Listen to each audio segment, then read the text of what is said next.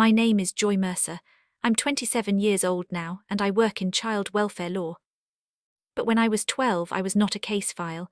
I was not a survivor. I was not someone people interviewed on the news. I was just a girl standing in my own driveway with 2 black trash bags at my feet, while my parents told me they could not afford me anymore. That was the sentence my father used. Not "we need help." Not "we are scared." Not "this is temporary and we are going to fix it." He looked over the roof of the car, like looking directly at me might make him say it differently, and said, "Joy, we can't afford another mouth to feed." My mother stood beside him with her purse tucked under her arm. She had already packed tissues. I remember that more clearly than I should. She had tissues ready before I even cried. My little brother Caleb was inside the house watching through the front window. He was 8 then. He did not wave. He did not come outside. He just stood behind the glass with one hand on the curtain, and when I looked at him, he looked down. My parents drove me to a foster home that afternoon. 2 trash bags, a small backpack, 1 silver locket under my shirt, and a story they had clearly practiced before I ever heard it. They said families sometimes had to make hard choices. They said I was old enough to understand. They said Caleb was younger and needed stability. They said I was strong. I learned very early that when adults call a child strong, sometimes they are just preparing that child to go without something. 1 month later, my brother got a brand new dirt bike. I saw the picture online from an old neighbor's account. Caleb was standing beside it in the driveway, wearing a red helmet too big for his head, both thumbs up, my father grinning beside him like he had just won something. The caption said, "So proud of our boy." I stared at that picture for a long time. I did not throw the phone, I did not scream, I did not even cry right away. I just remember thinking, very clearly, that I had misunderstood the word afford. Because they could afford chrome handlebars. They could afford a racing helmet. They could afford a bike for a boy who already had a bedroom, a family, and both parents at dinner every night. They just could not afford me. 15 years passed. And for most of those years, I kept my name quiet. I went to school, I worked, I learned how systems fail children quietly. I learned how paperwork can hide cruelty under clean language. I learned that some parents do not abandon children in one dramatic moment. They build a reason first, then they make the child carry it. My father must have believed I would stay the quiet girl with the trash bags forever. Then, one Tuesday evening, he sat down to dinner at the same kitchen table where my life had been discussed like a household expense. The local news was on. My mother had made chicken with rice, because she always cooked something plain when my father had what she called a long day. Caleb was grown by then, but he still stopped by often enough that his old place at the table stayed clear. My father lifted his fork. The reporter on television said, "Tonight, child welfare attorney Joy Mercer is speaking out as part of a growing investigation into families accused of using false financial hardship claims to place children outside the home while preserving assets for other purposes." My father stopped chewing. The fork stayed in his hand. My mother turned toward the screen slowly. And when the reporter said my full name again, my father went pale. Not a little pale. Not surprised pale. The kind of pale that takes the blood out of a person before they can decide what face to make. My mother said, "Richard." He did not answer. Because my father did not go pale because he was shocked I was alive. He knew I was alive. He did not go pale because I was on television. He went pale because he knew exactly what he had packed into one of those trash bags by mistake. And if you've ever been made to feel like you were the expensive one, the difficult one, the one a family could survive better without, then stay with me. Please hit like and subscribe, because this is not a story about revenge.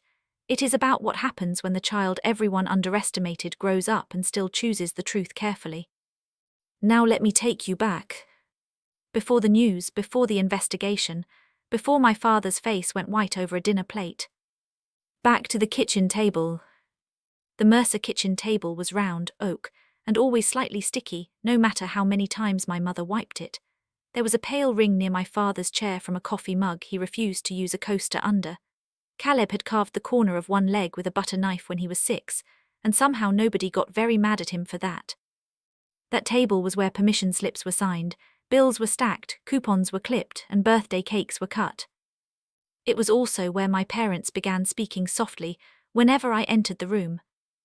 At first I thought all families had quiet conversations that children were not supposed to hear. I would walk in for a glass of water, and my father would fold a paper in half. My mother would say, "Not now." Caleb would keep eating cereal, swinging his legs under the chair, untouched by whatever weight had entered the room. I noticed things. I noticed my name being said in a lower voice than Caleb's.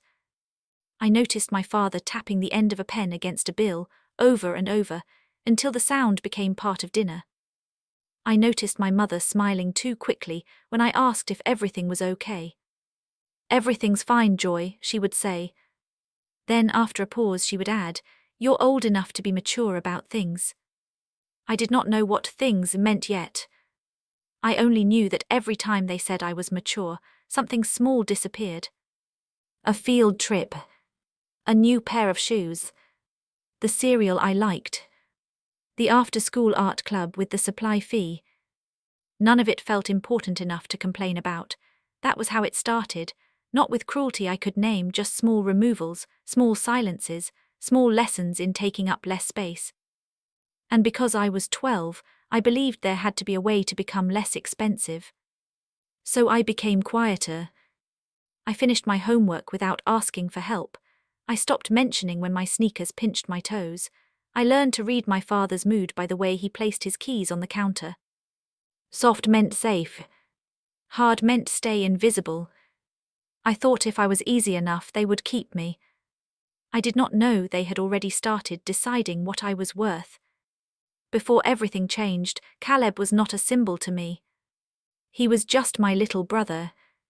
He had soft brown hair that stuck up after naps, and a habit of carrying crackers in both hands like someone might steal them. When he was a baby, I used to sit beside his crib and hum songs I made up because I did not know the real words to many lullabies. My mother would laugh from the doorway and say, "Careful, Joy, you spoil him." I liked hearing that. It made me feel useful in a good way. When Caleb cried, I brought him his stuffed dog. When he dropped his cup, I picked it up. When he got old enough to run, I followed him through the house with one hand half raised, ready to catch him if he tripped over the rug near the hallway. I was 6 when my mother gave me the locket. It was small and silver, shaped like a heart, with a tiny hinge that stuck sometimes. She placed it in my palm at the kitchen table, while Caleb sat in his high chair smearing applesauce across the tray. "You're a big sister now," she said. I already was, I told her. She smiled, but her eyes were tired. "Big sisters are guardians, you two will always have each other." I remember the word guardians because it sounded important. Bigger than sister, bigger than helper, like I had been given a job no one else could do. Inside the locket was a little picture of me holding Caleb when he was still tiny. My arms looked stiff around him. My smile was too wide. I looked proud and nervous at the same time. For years I wore that locket almost every day. The chain left a faint green mark on the back of my neck in summer, but I did not care. I liked feeling it under my shirt when the house got tense. I liked pressing my thumb over the front of it, reminding myself that I belonged to someone and someone belonged to me. That was what I thought family meant then. Being careful with each other. The kitchen table stayed at the center of everything. My mother paid bills there with a calculator and a yellow legal pad. My father opened envelopes with a steak knife, even though my mother kept asking him not to. Caleb did homework there with crayon marks on his fingers. I learned multiplication there. I signed birthday cards there. I waited there when adults were late coming home. So when the table started changing, I noticed. At first it was just paper. Maury envelopes, Maury receipts, Maury folders stacked near my father's elbow. He would sort them after dinner, making neat piles. Mortgage, utilities, insurance, school. Sometimes my name would be on a paper, sometimes Caleb. But the way my father looked at those papers was different. With Caleb, he sighed like something had to be figured out. With mine, he went quiet.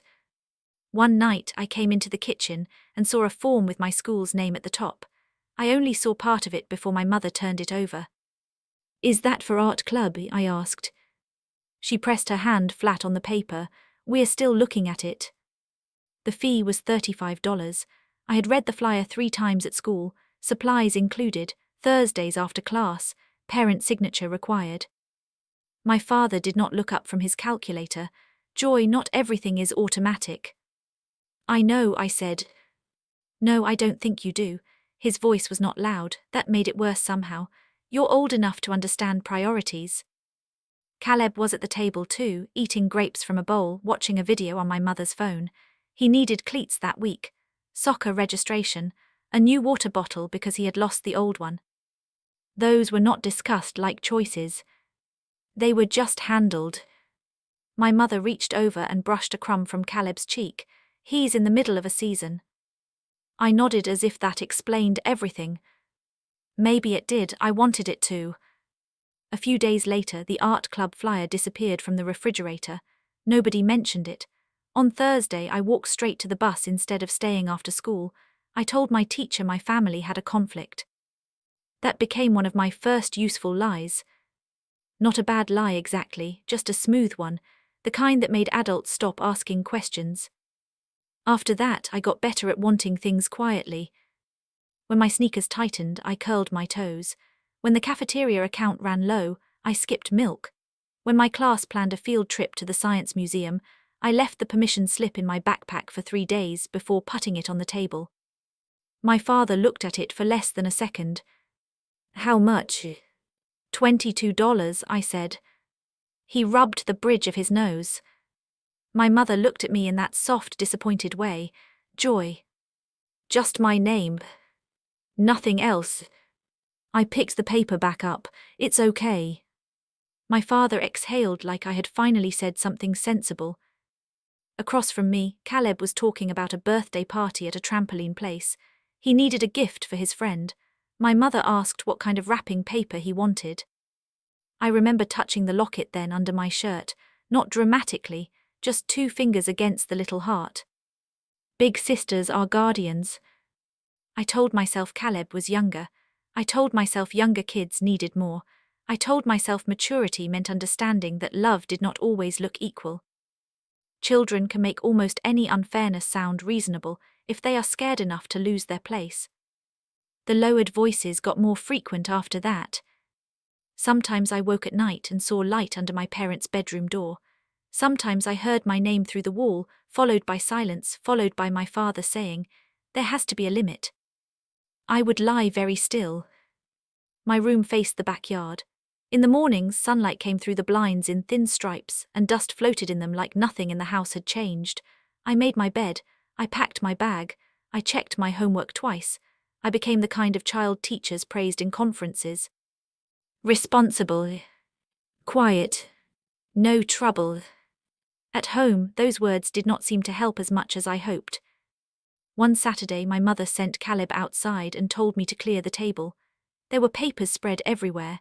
I stacked the plates carefully, trying not to look, but I saw my name beside a column of numbers. School fees, medical copays, clothes, food. Underneath, in my father's square handwriting, was one word circled twice. Options. My mother came back in before I could read more. Joy, she said too quickly. I lifted the plates. I'm just cleaning. Her face softened, but not enough. I know, thank you, honey. She took the papers and slid them into a folder. That was the first time I understood that being helpful did not make me safe. It only made me easier to discuss. That evening, Caleb came in muddy from the yard, laughing because he had ruined his shoes. My father looked at them, shook his head and said, "Guess we'll have to get you another pair." Everyone laughed a little. Even me. I laughed because the room expected it. But later, when I took off my own sneakers, the skin near my smallest toe had rubbed raw. I washed it in the bathroom sink and stuffed tissue into the shoe so it would not hurt as much the next day. Then I touched the locket again. I told myself I was still part of the family. I told myself the table was still my table. I told myself a lot of things back then. Because I did not yet know that in another room, behind another closed door, My parents were no longer asking what they could cut. They were asking who. The conversation happened on a Sunday evening. I remember that because Caleb had school the next day, and my mother kept reminding him to put his clean clothes in his backpack for gym, the house smelled like laundry detergent and reheated spaghetti. Ordinary things, safe things, or things I wanted to believe were safe. My father called my name from the kitchen. Not loudly. That was what scared me. Joy, come sit down for a minute. The table had been cleared except for one folder. Beige, slightly bent at one corner. My mother sat with her hands folded around a mug she was not drinking from. My father had his reading glasses on, but there was nothing in front of him to read. Caleb was in the living room. I could hear his video game making small clicking sounds. I sat in my usual chair. My father took off his glasses and placed them carefully beside the folder. "We need to talk about the family," he said. I nodded. I had learned that nodding gave people less reason to explain why I was wrong. My mother reached across the table and touched my wrist. Her hand was warm, her fingers trembled a little. "This isn't because you did anything bad," she said. That was the first time my stomach dropped. Because children know. Even before the words arrive, children know when adults are setting pillows around a fall. My father cleared his throat. "Money has been tight for a long time." I looked down at the table. There was still a faint orange stain near Caleb's seat from pasta sauce. I focused on that. A small, stupid stain. "We've tried to make adjustments," he continued, "but there are limits." My mother's thumb moved once over my wrist. "You're older, honey. You understand more than Caleb does." I did not say anything. My father leaned back. "We spoke with someone, a placement coordinator. It's not adoption. It's not anything permanent if things improve." Placement. That word did not belong at our kitchen table.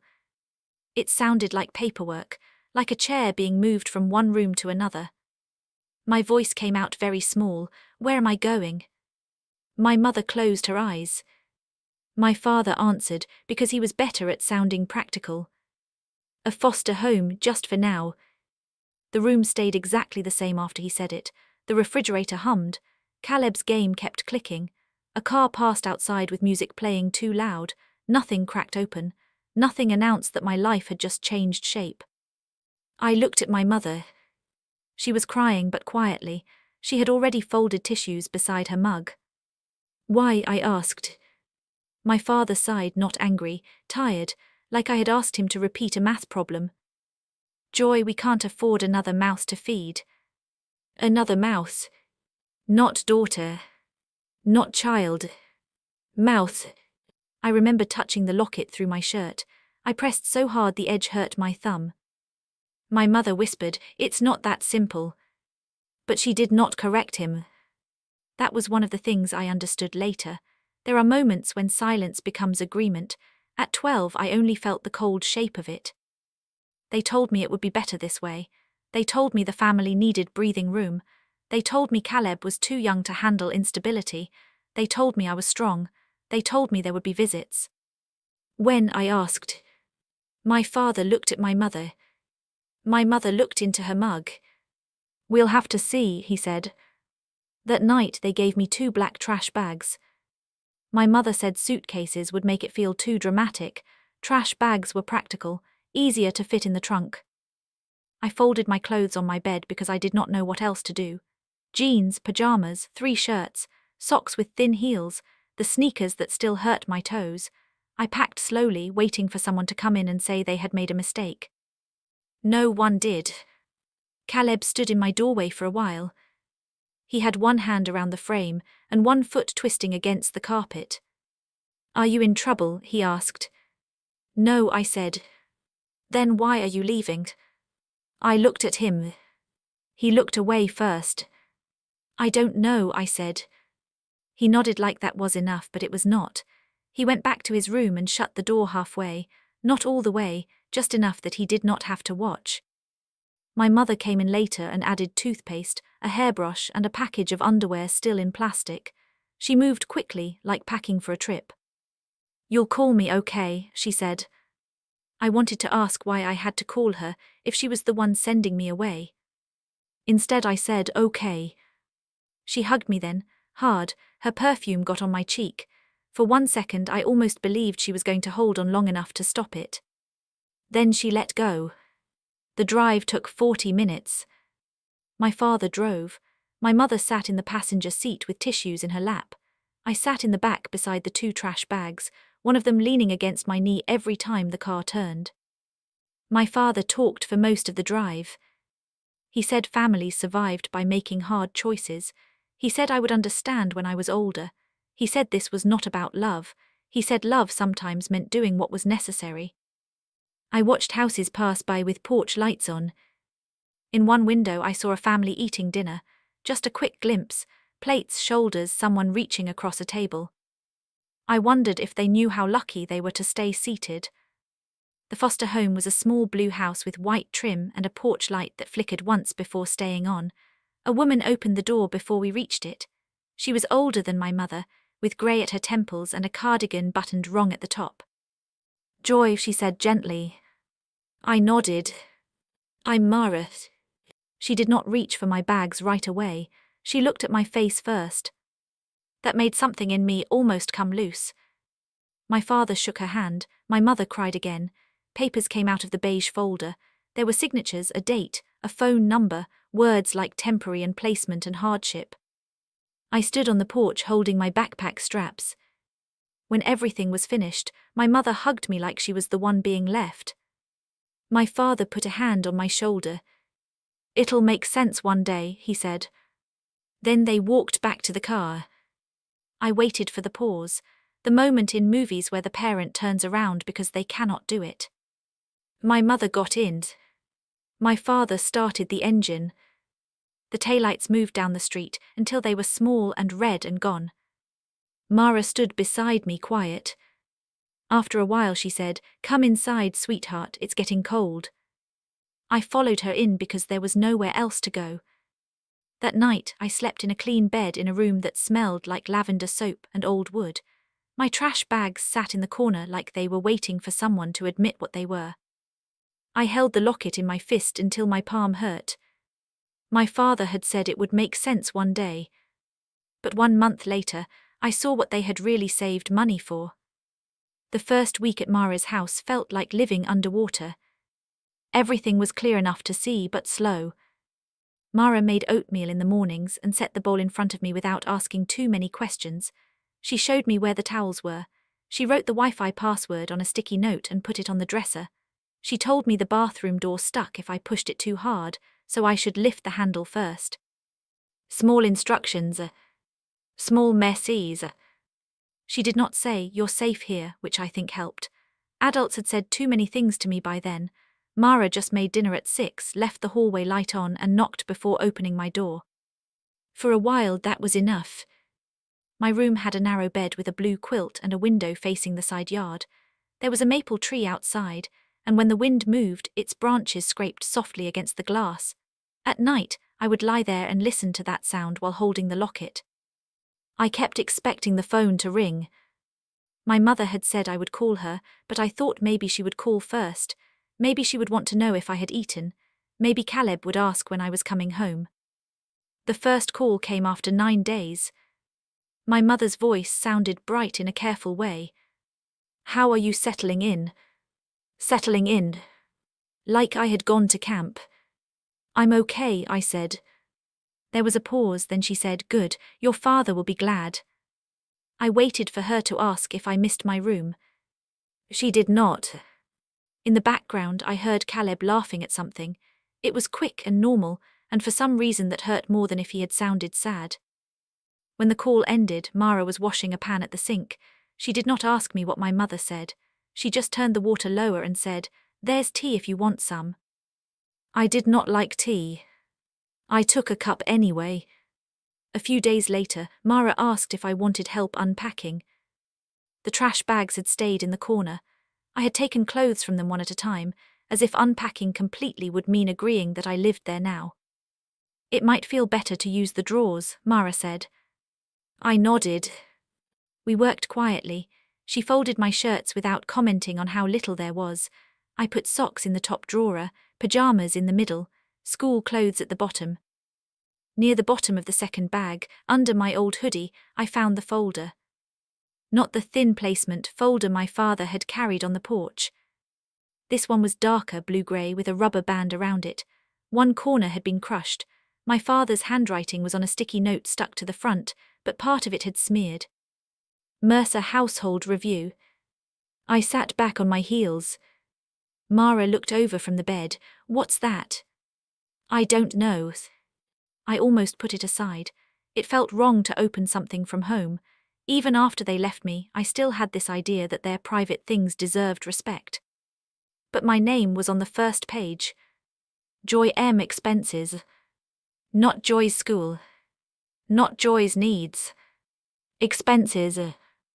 There were columns, dates, numbers, my school lunch account, medical copays from the clinic, clothing estimates, activity fees, even groceries divided in a way I did not understand. Mara came closer but did not touch the papers. Did your parents mean to pack that? I don't think so. My voice sounded flat. Under that sheet was a bank statement. I did not know much about money, but I knew enough to see deposits. One of them had a large number beside my father's employer's name, bonus payout. I stared at it. Maybe bonuses did not count. Maybe it was already spent. Maybe grown-up money was more complicated than it looked. That was what I told myself. Then I saw Caleb's name. Caleb Racing Fund. There were handwritten notes beside it. Helmet, entry fees, bike reserve, youth league deposit. I read the words twice. My hands got cold before my mind understood why. Mara said softly, Joy, sweetheart, I'm going to put these in a safe place for now. I looked up at her. Did I do something wrong? Her face changed, not dramatically, just enough that I knew the answer mattered. No, she said, you did not. She slid the papers back into the folder carefully, like they were fragile or dangerous. Maybe both. Then she placed the folder on top of her dresser instead of back in the bag. Sometimes, she said, choosing each word slowly, paper tells a story adults forget children can read. I did not ask what story it told. I was scared she would answer. But that night after Mara went to bed, I opened the folder again. I sat on the floor with the locket pressed between my collarbones and read by the little lamp on the nightstand. Some pages made no sense, forms with boxes, printed emails, notes from someone whose name I did not know, phrases like hardship adjustment and temporary placement review. Then I found one page that was not typed. It was my father's handwriting. Short lines, practical like a grocery list. Caleb needs continuity. Denise can't handle both. Joy older, less attached socially. Easiest loss to explain. I did not move for a long time. The house was quiet. The maple branches scraped the window. Somewhere down the hall the refrigerator clicked on. Easiest loss to explain. I did not understand all the documents then. I did not know what could be legal, or illegal, or just cruel in a way no law has clean language for. But I understood that sentence. I understood it in my stomach. Mara found me awake later with the folder open on my lap. She did not scold me. She just sat on the floor beside me, even though I could tell her knees hurt. We'll keep it safe, she said. Why? Because someday you may want the truth where you can find it. I nodded because nodding was easier than crying. After that, the folder went into a locked metal box in Mara's closet. She wrote the date on an envelope. She kept everything flat and dry. She did not make me talk about it. For almost a month, I tried to live around what I had seen. I went to school, I learned the bus route. I helped Mara dry dishes. I answered my mother's short calls with short answers. I told myself maybe the racing fund was old. Maybe the bonus was gone. Maybe the note meant something different. Then one afternoon, an old neighbor posted a photo online. I should not have looked. But I did. Caleb stood in our driveway beside a brand new dirt bike, red and white, shiny, too clean to have touched mud yet. He wore a helmet with black stripes and gave the camera 2 thumbs up. My father stood behind him with one hand on Caleb's shoulder.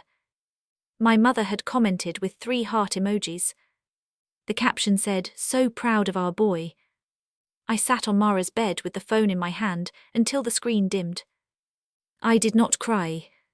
Not then. I just looked at the bike and the helmet and the driveway where my trash bags had sat a month earlier. And something inside me became very still. My parents had not run out of money. They had made room. And I had been the easiest thing to move. After the dirt bike photo, I stopped waiting for the story to fix itself. I still answered the phone when my mother called. I still said I was okay. I still asked how Caleb was because some part of me had not learned how to stop being his sister. But I stopped expecting them to say, "We made a mistake." Mara noticed the change before I did. One evening she found me at her kitchen table with my homework spread out in straight lines. Math on the left, English in the middle, science on the right. The locket was beside my pencil, turned face down. "You've been at that for 2 hours," she said. "I'm almost done. You said that 40 minutes ago." I erased an answer that was already right and wrote it again. Mara sat across from me. Her kitchen table was not like ours. It was rectangular, scarred, and one chair had a wobble she fixed every few months with a folded piece of cardboard. There were no hidden bills stacked at the edge, no lowered voices when I walked in. Just mail, grocery lists, library books, and sometimes a bowl of oranges. "You don't have to earn dinner here," she said. I looked up. She did not smile when she said it. That made it easier to believe. "I know," I said. But I did not know, not really. For a long time I treated safety like something with a fee attached. Good grades, quiet mornings, no complaints, no extra rides, no expensive hobbies, no reasons for anyone to calculate me again. Mara never pushed, she just kept showing up in ordinary ways. She signed school forms before they expired. She bought me shoes that fit and did not make a speech about it. She kept the folder in a locked metal box on the top shelf of her closet. Every few months, she asked if I wanted to look at it. Most times I said no. Once when I was 15, I said yes. The folder had started to feel less like a mistake and more like a door I was not ready to open. Mara set it on the table between us and let me remove the rubber band myself. Some pages were familiar by then, my name beside numbers, Caleb's racing fund, my father's bonus, the note. Easiest loss to explain. That sentence did not get smaller with time. It got clearer. Around that age, I learned what my parents had told people. Not from them, they called less and less. Birthdays became voicemails. Christmas became a card with both their names printed under a message my mother probably bought in a box of 20. I learned from a cousin who found me online. She wrote, "I'm glad you're doing better. Aunt Denise said things got really hard with your behavior." I stared at that message during lunch in the school library. My behavior. That was the first time I understood they had not only sent me away. They had changed the reason. By then the story was that I had been troubled, difficult, too much for the home, better off with people trained to handle me. I read the message 3 times, then I closed my laptop and went back to class. I did not correct my cousin. Not because I agreed. Because I had learned something from the folder. People who rewrite the truth usually count on the person they hurt being too tired to keep records. So I started keeping them. Not obsessively, not dramatically. Quietly. I saved emails. I kept birthday cards. I wrote down dates of calls in a cheap planner from the school supply aisle. If my mother promised a visit and cancelled, I wrote the date and the reason she gave. If my father said money was still tight, I wrote that down too. I did not know what I would do with any of it. I only knew I did not want my life explained by people who had left me with trash bags. School became easier when I stopped trying to be chosen and started trying to leave with something no one could take. I worked after class at a grocery store, then at a diner, then in the records office of a small legal aid clinic during college. That clinic changed me. Not all at once. At first I filed intake forms and scanned documents.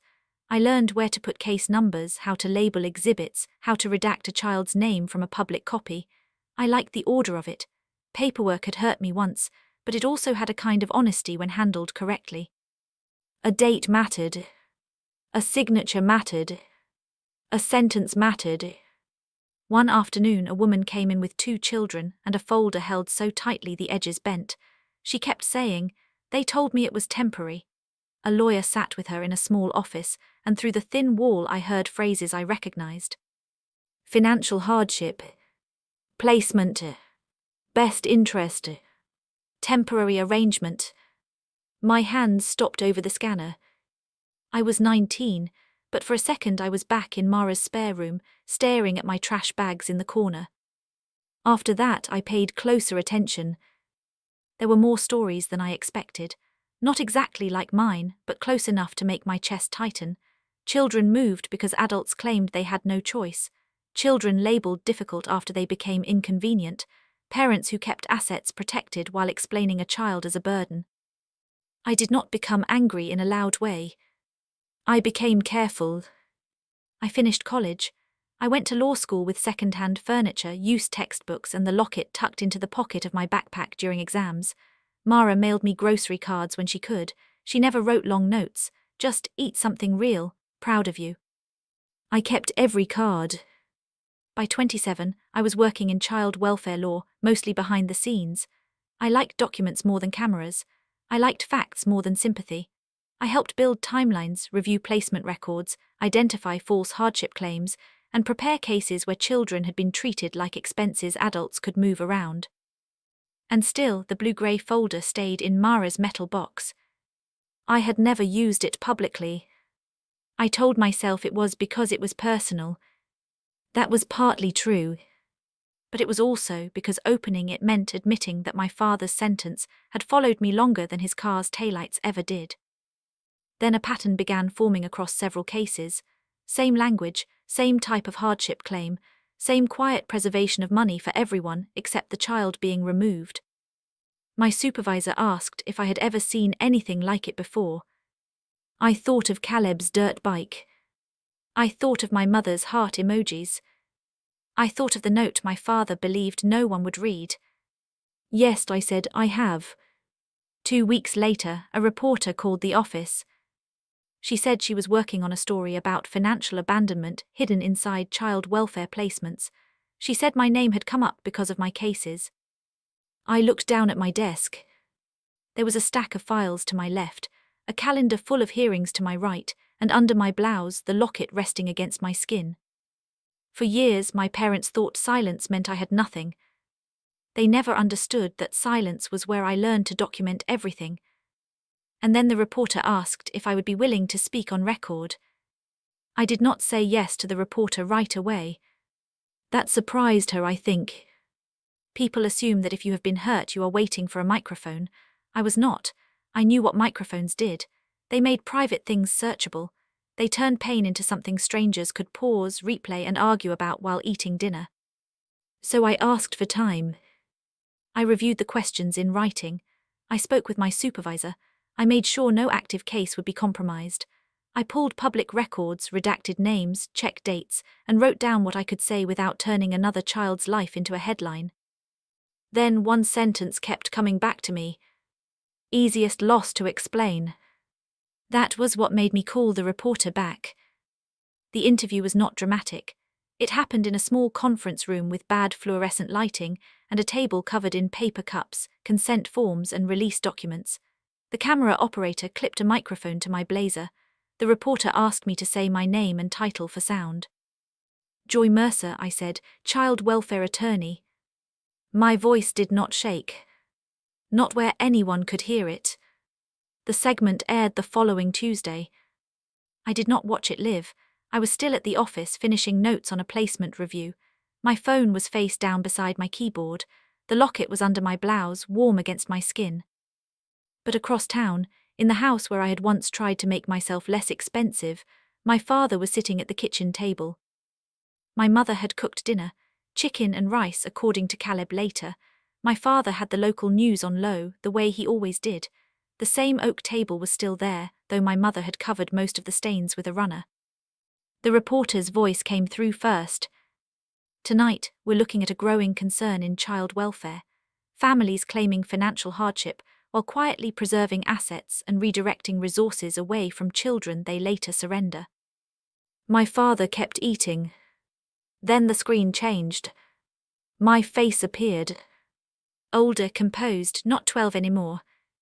The reporter said, "Attorney Joy Mercer says these cases often begin with language that sounds responsible on paper, but hides a deeper pattern of abandonment." My father stopped. Caleb told me later his fork stayed halfway between the plate and his mouth. Then the reporter said my name again. Joy Mercer. And my father went pale. By the time I got home that night, I had 6 missed calls. 3 from a number I had not saved but still knew by heart. 1 from my mother. 2 from Caleb. I stood in my apartment kitchen and looked at the screen until it went dark. The room was quiet. A kettle sat on the stove. A stack of case files waited on the counter because I had brought work home again. I called Richard back first. He answered on the first ring. Joy. Not honey, not sweetheart, not even my full name. Just Joy, said like a door he had not expected to find unlocked. Richard, I said. There was a pause. You're going by Mercer professionally. It's my name. Another pause. I heard him breathe through his nose. I saw the news. I assumed. He tried to laugh, but it came out dry. That was quite a thing to put out there. I talked about documented patterns in child welfare cases. You talked about families. Yes. You know how people hear things, he said. They assume, they connect dots that may not be connected. I looked at the case file on my counter. The top page had 3 dates highlighted in yellow. Are you worried they'll connect something? He went quiet. That was the first honest thing he gave me. Then his voice softened into the old practical tone. Joy, I understand you've built a career around this.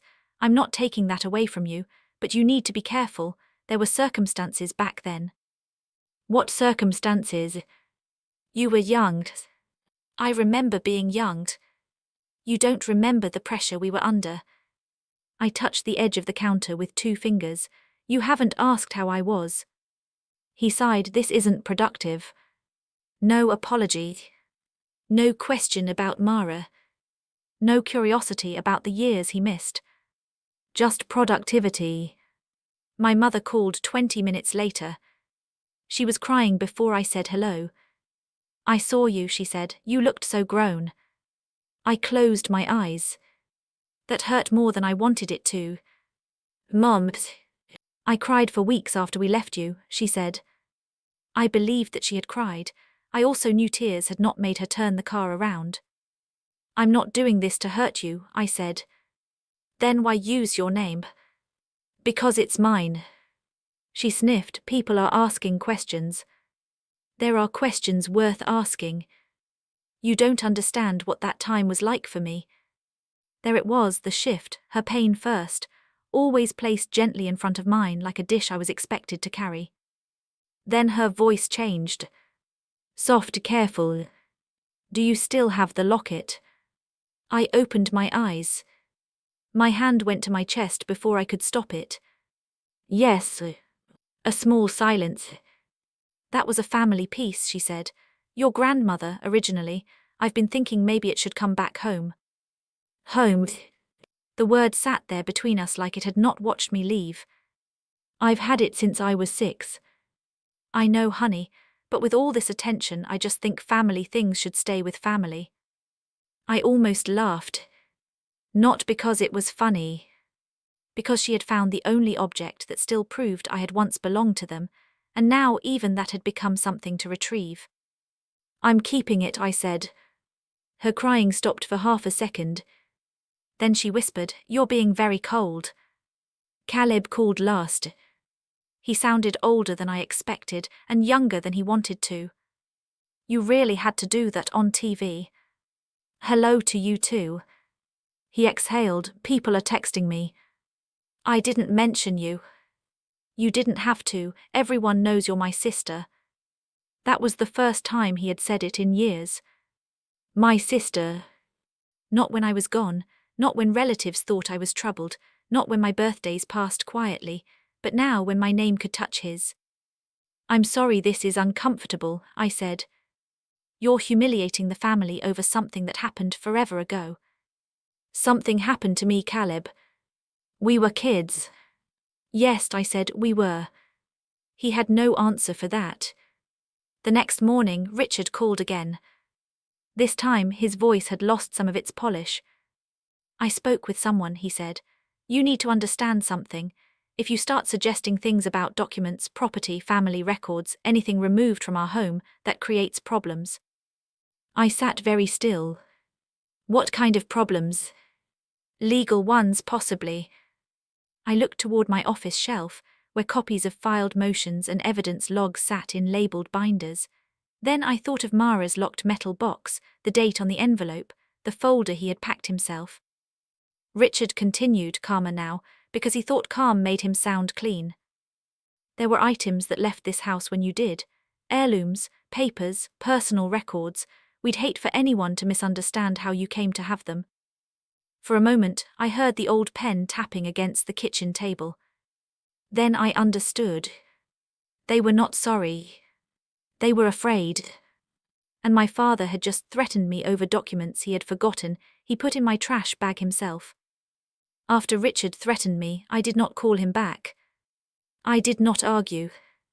I did not send a long message explaining what he had forgotten. I opened a blank document on my laptop and wrote down the exact time of the call, the number he used, and the words I remembered. Then I emailed myself a copy. Old habits. Useful habits. The next morning I drove to Mara's house. She was in the backyard watering tomato plants when I arrived, wearing an old blue sweater with one sleeve stretched too long. She looked up and knew before I said anything. "You need the box," she said. I nodded.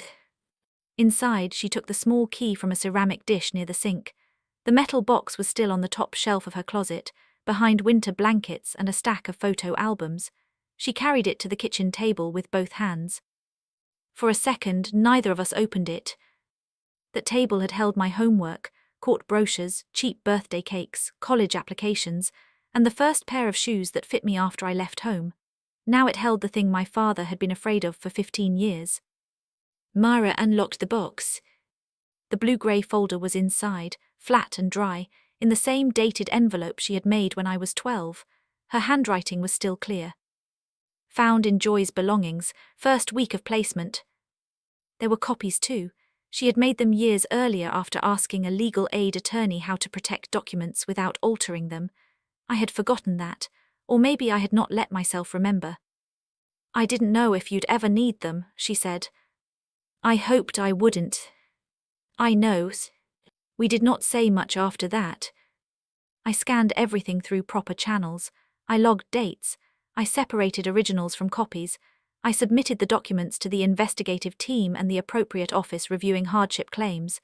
I gave a statement, not emotional, just factual. The bonus payout. The notes about Caleb's racing fund. The hardship forms. The internal family calculations with my name reduced to a cost. And the handwritten page. Joy older, less attached socially.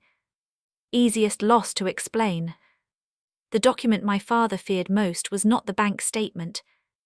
It was that sentence.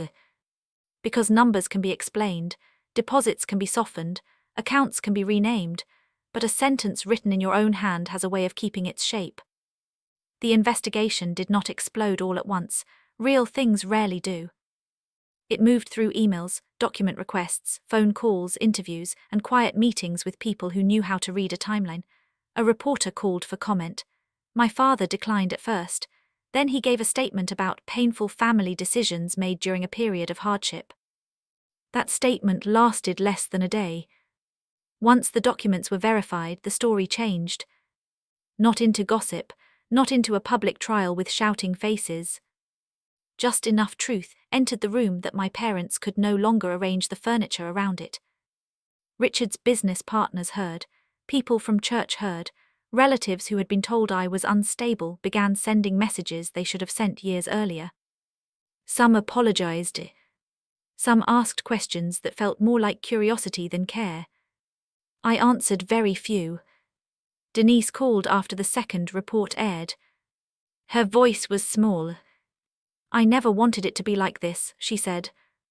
I was standing by my apartment window, watching rain collect on the glass. Like what? Public. That was the word she chose. Not wrong. Not cruel. Public. She cried again. She told me she had missed me. She told me she had kept some of my old drawings in a box. She said she hoped one day I would understand what pressure could do to a mother. I listened. Then I said, "Did you know what Dad wrote?" Silence. Denise. Her breath shook. He was trying to make sense of things. There it was again. Sense, the same word my father had given me on Mara's porch. I said I was 12. I know. No, I said quietly, I don't think you do. She did not ask for the locket again. Caleb called 2 days later. He sounded tired. I didn't know about the note, he said. I believe you. He swallowed. I heard it through the phone. I knew about the bike, obviously. I knew things were unfair, but I was a kid. Yes. I don't know what you want me to say. That was the closest he came to honesty. I don't want you to say anything you do mean. He was quiet for a while. Then he said, I'm sorry I looked away. It was late, it was incomplete, it did not fix anything. But I accepted the sentence for what it was, not a bridge back, just a small light in a room that had been dark for a long time. Richard waited the longest. When he finally called, he sounded older. There are consequences now, he said. I know. This could affect Caleb. It already affected me. He exhaled hard, like I had cornered him with something unfair. I'm asking you to make one statement. Just say there were complexities. Say you understand we were under strain. I won't lie. I'm not asking you to lie. You're asking me to soften the truth so people will stop looking directly at it. He said nothing. For the first time in my life, I did not fill the silence for him. Finally he said, so that's it. I looked down at the locket resting in my palm. I had taken it off during the call without realizing it. The little hinge was worn, the silver was scratched. That's it, I said. I did not say I hated him. I did not say I forgave him. Both would have made the moment cleaner than it was. I only said, don't contact me again unless it comes through counsel. Then I ended the calls. The consequences kept moving without me pushing them. Reviews opened, claims were examined, people who had signed things years ago were asked why. Richard's careful image did not vanish overnight, but it cracked. Denise stepped back from social circles where she had once told the softer version. Caleb stopped posting old family photos for a while. I did not celebrate. I slept. Longer than usual, deeply enough that when I woke the next morning, the room looked unfamiliar for a few seconds. That weekend I brought dinner to Mara's house. Nothing special, roast chicken from the grocery store, mashed potatoes in a plastic container. Green beans she complained were overcooked and then ate anyway. We sat at her kitchen table. The wobbly chair still wobbled. The cardboard under one leg had been replaced with a folded envelope. Rain tapped against the window over the sink. Mara poured iced tea into 2 mismatched glasses. No cameras. No statements. No one asking me to be mature. After dinner, I took out the locket. Mara watched but did not speak. The hinge resisted like it always did. I opened it carefully with my thumbnail. Inside was the faded photo of me at 6 years old, holding Caleb as a baby. My smile was wide and nervous. My little arms were wrapped around him like I had been trusted with something precious. For years, I thought that picture meant I had failed. Failed to keep him close. Failed to keep the family whole. Failed to be worth keeping. But sitting at Mara's table, with the folder no longer hidden and the truth no longer mine alone to carry, I saw the picture differently. I was tiny. I was proud. I was trying so hard to hold someone safely when no one had taught me that I also deserved to be held. Big sisters are guardians. That was what my mother had said. But I was not Caleb's shield. I was not my parents' solution. I was not the easiest loss. I was a child. I was the one who should have been protected. Mara reached across the table and put her hand over mine, not tightly, just enough. "You okay?" she asked. I thought about the Mercer kitchen table, the folded bills, the pen tapping, the stain near Caleb's chair, the empty space where I had tried to sit quietly enough to be kept. Then I looked at Mara's table, the scratched wood, the crooked chair, the ordinary dinner plates. "I think I will be," I said. And I meant it in a way I had not meant many things before. I closed the locket. Not because I was returning to them, not because the past had become gentle, but because the little girl in that picture had finally come home to me. I did not get my childhood back. I did not get the apology I once imagined. I kept the truth. I kept the locket.